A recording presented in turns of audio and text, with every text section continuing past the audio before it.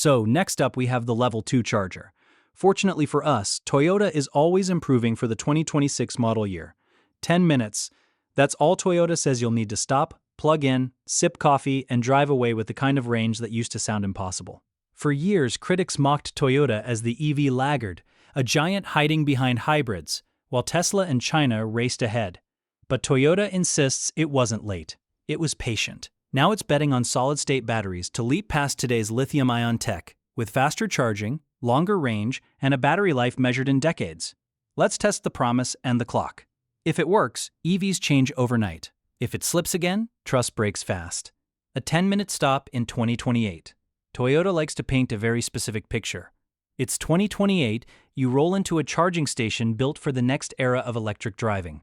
Maybe it sits near Toyota's Woven City test site. You plug in, walk inside, and before your drink cools down, your car is ready. Not ready to limp home, but ready for a real trip. Toyota's message is blunt. 10 minutes of fast charging, then more than 600 miles of driving. That story matters because the two biggest pain points for many drivers are still range anxiety and time.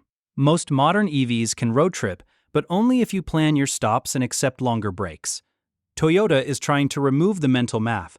It wants charging to feel like fueling. And it's also trying to remove the fear that your expensive battery will fade fast. Toyota executives have talked about packs that keep their strength for decades, not just a warranty period. But there's a second layer here. In the public mind, Toyota became the hybrid company, and some people read that as hesitation. Toyota wants the world to see a different story. Not hesitation, but timing. If it lands this leap, it doesn't just catch up, it jumps ahead, at least for a moment.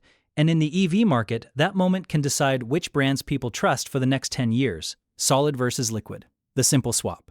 Solid-state batteries sound like a buzzword, but the core idea is almost laughably simple. Swap the liquid electrolyte for a solid one. In a normal lithium-ion battery, the electrolyte is the medium that lets lithium ions move between the two electrodes as you charge and discharge. It works, but it brings baggage. The liquid can be flammable. It can degrade. It can also limit how tightly you can pack energy into a small space. In a solid-state design, that highway for ions becomes a solid material. Toyota has focused heavily on sulfide-based solid electrolytes because they can be softer and more adhesive than brittle ceramics, which helps in manufacturing. If that solid layer can do its job, it becomes both a conductor and a separator. That opens the door to using a lithium metal anode, which is one of the biggest reasons the energy density can jump. More density means you can carry more energy without making the pack bigger or heavier. This is why solid-state has been treated like the holy grail for so long. Faster ion movement can support faster charging. Higher density can support a longer range, and removing a flammable liquid can reduce the risk of fire in a crash or a defect. On paper, it's a win on every front. The catch is that batteries don't live on paper.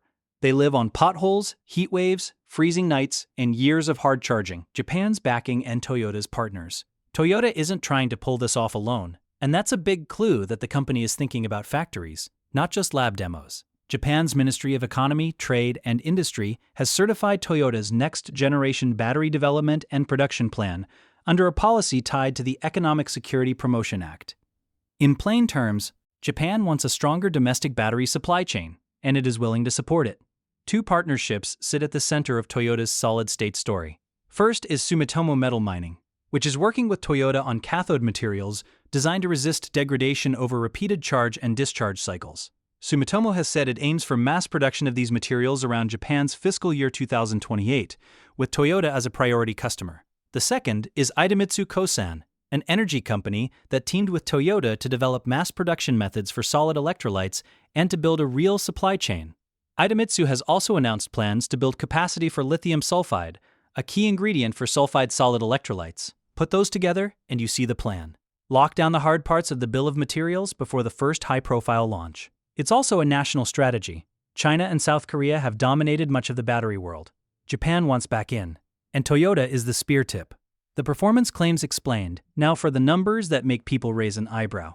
Toyota has talked about ranges around 1,000 kilometers, about 621 miles, and charging from 10% to 80% in roughly 10 minutes for its first all-solid-state EVs. Some messaging even hints at longer ranges later as the chemistry improves. Compared to many current mainstream EVs that live in the 250 to 350 mile zone, that would feel like a different category of vehicle. Is it physically possible? Yes, in the sense that higher energy density can genuinely deliver more range from the same pack volume. If you can use a lithium metal anode safely, and if the solid electrolyte stays stable, you can store more energy per kilogram. Fast charging also becomes more realistic if the internal resistance stays low and the cell can handle heat without breaking down. Then there's the claim that sounds almost wild: a battery lifespan measured in decades, with Toyota executives suggesting lifetimes several times longer than conventional packs. Long life is not just about chemistry. It's about the interfaces inside the cell staying smooth, intact, and evenly stressed as they expand and contract. Safety is the quieter headline, but it might be the most important one for mass adoption. Liquid electrolytes can burn. Solid electrolytes are generally more thermally stable. If Toyota can pair that stability with durability, it could reduce fire risk, widen the workable temperature window, and lower the need for heavy thermal management. That's how you get a lighter car with more range, not just a bigger battery. The engineering wall. Cracks and dendrites. If solid-state batteries are so great, why aren't they everywhere already? Because the enemies are small, stubborn, and cruel. One is cracking. Many solid electrolytes behave like glass. They can fracture under vibration, pressure, and repeated swelling of the electrodes. A tiny crack is not a cosmetic issue. It can become a failure path that grows with every cycle. The other enemy is dendrites. During charging, lithium can form needle-like structures that push into the electrolyte. If a dendrite reaches the other side, it can short-circuit the cell. That can lead to sudden failure, overheating, and, in worst cases, a fire. Solid electrolytes were supposed to block dendrites, but in real cells, stresses and imperfect contact can still let them form. Toyota and Idemitsu have said their breakthrough is a solid electrolyte that is flexible, adhesive, and resistant to cracking. That sounds like marketing, but it points to a real material science challenge. You need the electrolyte to stay in intimate contact with the electrodes, cycle after cycle, without gaps opening up. Even if you solve that, you still face manufacturing. You need high yield, low cost, and consistent quality at a massive scale.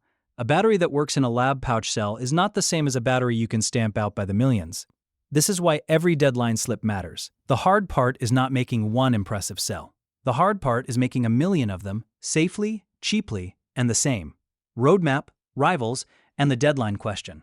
Toyota's solid-state plan sits on top of a broader battery roadmap. Before the full solid-state leap, Toyota has described a sequence of next-generation packs, including cost-focused lithium iron phosphate options and higher-performance chemistries meant to raise range and cut cost in the mid to late 2020s. The logic is simple: build supply chains, learn manufacturing lessons, and grow EV volume while solid-state matures. Meanwhile, the race is tightening. Mercedes-Benz has shown real-world testing with solid-state prototypes and has spoken publicly about long-range runs. Nissan says it has a pilot line and targets the late 2020s. Honda is also pushing its own path.